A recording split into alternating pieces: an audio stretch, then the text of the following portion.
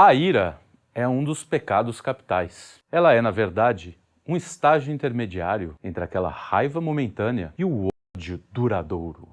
É a chama que anima nosso corpo e nosso espírito. Sentir raiva é natural. Quem nunca explodiu de raiva quando viu um atacante do seu time perder um gol feito? Ou teve que engolir a raiva no cinema, por exemplo, toda vez que o sujeito da cadeira de cima faz um comentário engraçadinho durante a exibição de um filme. Essa raiva momentânea, ela está sempre associada à frustração de um desejo. Por exemplo, o desejo de ver um filme sem um mala metido a crítico fazendo um comentário por minuto. Não é um saco?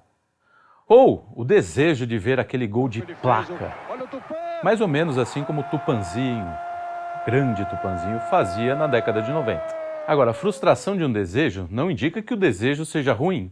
Ele também pode ser um desejo bom.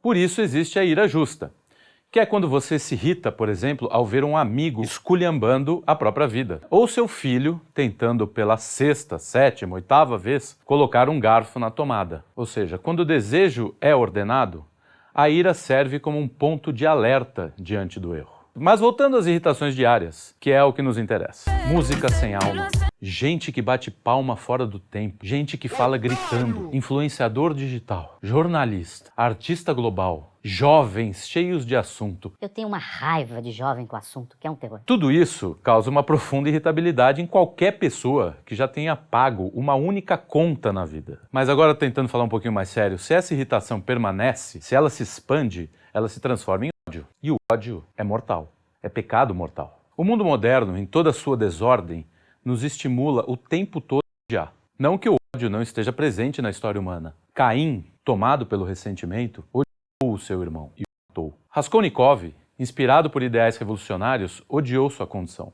Nós vamos falar um pouco sobre esse tipo específico de ódio, sobre a ira desmedida e direcionada ao mal. O século XX percebeu, por meio de diversas correntes de pensamento, o ódio podia ser organizado. Nascido dos abismos do nada e estimulado por homens sedentos de poder, essas correntes de pensamento têm dilacerado a vida diária. A ideologia, partindo de uma visão falsa do presente, propõe, disfarçada de ciência, uma resposta abstrata para todas as camadas da vida humana. Elas são a fonte desse ressentimento atual que faz o ódio florescer. E é assim porque a finalidade a que esse tipo de ódio ressentido serve sonha com um bem para a humanidade. Em 1928, o grande escritor Julian Benda falou da transformação do ódio em paixão política. Conforme suas próprias palavras, o nosso século terá sido o século da organização intelectual dos ódios políticos. E o primeiro grande efeito disso é que o ódio se torna impessoal. Não odeio mais aquele que me faz mal, ou aquele que coloca em risco a minha segurança, a segurança da minha família, mas aquele que eu julgo, segundo as minhas próprias neuroses, fazer mal ao mundo. Não é mais uma pessoa isolada, mas alguém que se torna símbolo de uma categoria. O burguês, o hebreu, o cristão, a mulher, o dono do botequim, um unicórnio. Não há limite para esse tipo de ódio. A sensibilidade então se coletiviza, odeia-se em grupo. Por meio de um discurso único, como a gente vê o tempo inteiro na mídia, por exemplo, martelando a mesma coisa, se estimula um tipo comum de sentimentalismo. Eu falei denegrir. Né? Exatamente. Eu Como falei a gente tem essa e liberdade, pensei nisso. e a gente está aqui para isso. Perdão. Por isso que eu quis te chamar a atenção. Justificando cientificamente e historicamente o ódio e os crimes que o acompanham, a ideologia os converte em normais e necessários. Sou a favor do assalto. Eu penso assim, tem uma lógica no assalto. Onde vamos colocá-lo na frente de uma boa espingarda, com uma boa bala. É comum ver quem se enquadra dentro de alguma ideologia ter orgulho do seu ódio, ao mesmo tempo que acusa o outro lado de promover um discurso de ódio. O copo é nosso!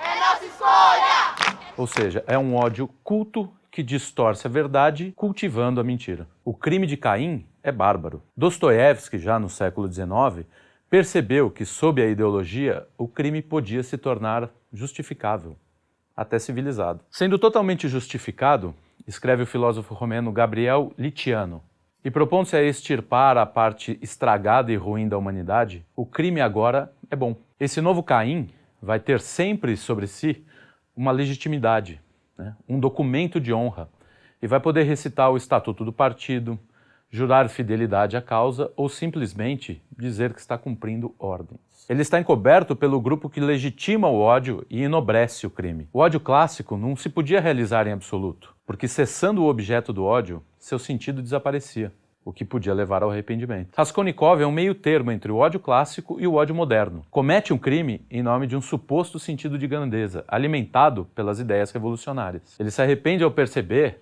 que seu objetivo não era justificável. Não é por acaso que o ódio é sempre tratado como antítese do amor. E o amor é a perfeição, é o cume da perfeição. O ódio é a raiz da imperfeição. Tudo que o amor une, o ódio separa. E o mundo atual, cheio desse ressentimento e cheio desse ódio, amplia os guetos e as bolhas. Cada vez mais a gente vê as pessoas se isolando por não aceitar que seus pais, seus amigos, sua namorada, sua família pense diferente. Mesmo na solidão da cruz, humilhado e sentindo a plenitude do abandono, Cristo não irou-se com seus algozes. Pediu perdão por eles. Nós não sabemos nada sobre o coração do nosso próximo. E por isso, recusamo-nos a perdoar. Jesus conhecia até o fundo o coração daquelas pessoas. E porque o conhecia, ele as perdoou. Só fazer um comentário final que este texto foi inspirado em 2 livros. O primeiro é A Cruz, Virtude sobre os Vícios, do venerável cardeal Fulton Sheen, será que eu acertei? E no livro chamado Do Ódio, do Gabriel Litiano. Recomendo a leitura dos 2. Vale muito a pena, que aí vocês vão ampliar esse sentido que a gente tentou colocar aqui no vídeo. Muito obrigado e espero que vocês tenham gostado.